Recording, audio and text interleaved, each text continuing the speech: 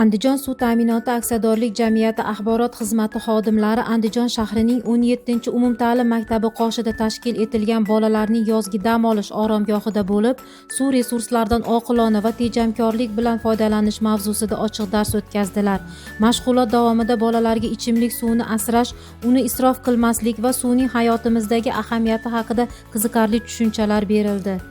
Bugun biz oromgohimizga suv ta'minoti xodimlari kelib ochiq darslar o'tib berdi. Ochiq darslar qiziqarli o'tdi. Biz o'quvchilarimiz o'zlarini qiziqqan savollarini xodimlarga berishdi va kelajakda bunday ochiq darslar ko'proq bo'lishini istardik. Suv ta'minoti xodimlariga o'zimizni minnatdorchiligimizni bildiramiz. Ayni paytda mazkur oromgohda 80 nafar bola dam olmoqda. Ularning mazmunli hordiq chiqarishi va xavfsizligini ta'minlashga 15 nafar tarbiyachi mas'ul. Tadbir yakunida bolalar suvni asrashga doir tavsiyalar bilan tanishtirilib, ekologik madaniyatini yuksaltirishga qaratilgan targ'ibot ishlari olib borildi.